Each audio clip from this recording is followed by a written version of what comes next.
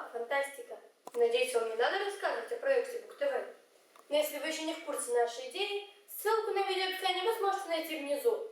Также под моим видео вы найдете ссылку на наш первый выпуск – обзорную книгу «Огнетушитель Прометея», снятый Алексеем Давыдовым. Меня зовут Соня Дьякова, и сегодня я расскажу вам о серии книг под названием «Наследие» или «Эрагон» Кристофера Паолини.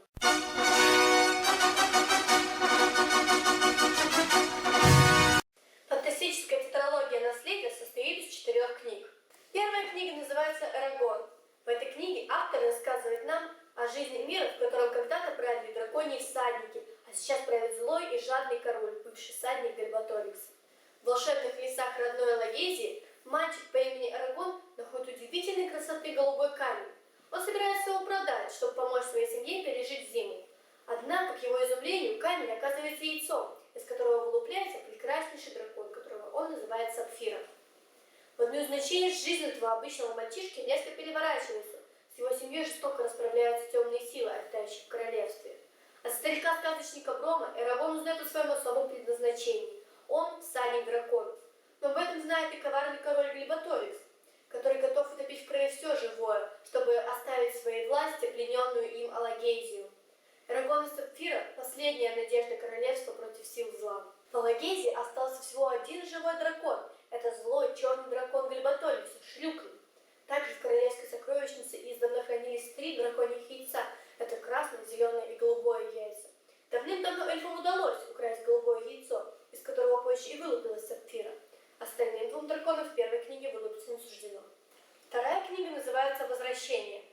В этой книге Эрагон и его дракон Сапфира должны отправиться в столицу эльфийского королевства, загадочную Элисмеру. Только здесь Эрагон может научиться пользоваться магией и усовершенствовать свое владение мечом. Однако юный драконий всадник не знает, что легендарный город хранит не только секрет мастерства, но и древнюю тайну всадников, магический дар драконов. В Элисмере Эрагона ожидал еще один всадник по имени Арамис. Он и его дракон Глейдер учат Эрагона и Сапфиру сражаться и владеть магией. В этой книге из яйца вылупляется еще один дракон, Торн, который встает на сторону короля. Если вы читали первую книгу, то вы просто не поверите, кто стал его всадником.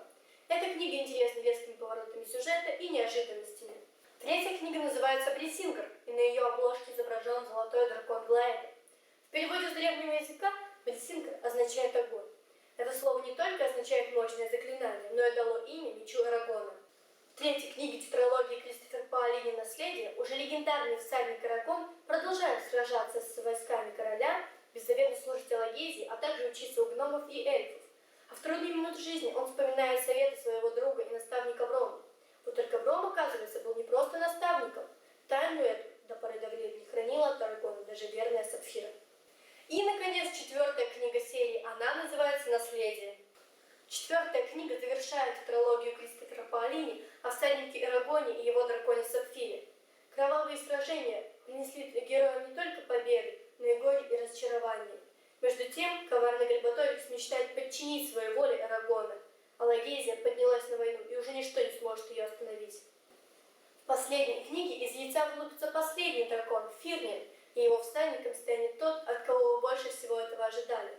Смогут ли Эрагон и Сапфира найти спрятанные древними всадниками драконьи яйца? Победят ли они Гальбаторикса? Ответы на эти вопросы вы найдете на странице тетралогии «Наследие». По первым 2 книгам серии «Эрагон» снят фильм. Но много он не заработал, поэтому второго фильма, скорее всего, не будет. Честно говоря, в фильме многое упущено, поэтому читайте лучше книги. Ну вот, я вам все рассказала, теперь дело за вами. И еще хочу предостеречь вас, зрители, никогда не давайте свои книги друзьям. Смотрите, что может случиться. Лучше проводите их в библиотеку. Вот и все. Следующий выпуск смотрите 23 июня. Обзор Алексея Давыдова на книгу «Синий мопс счастья». С вами была Соня Дьякова. Читайте фантастику, смотрите БукТВ. И может быть когда-нибудь вы найдете своего дракона. Пока!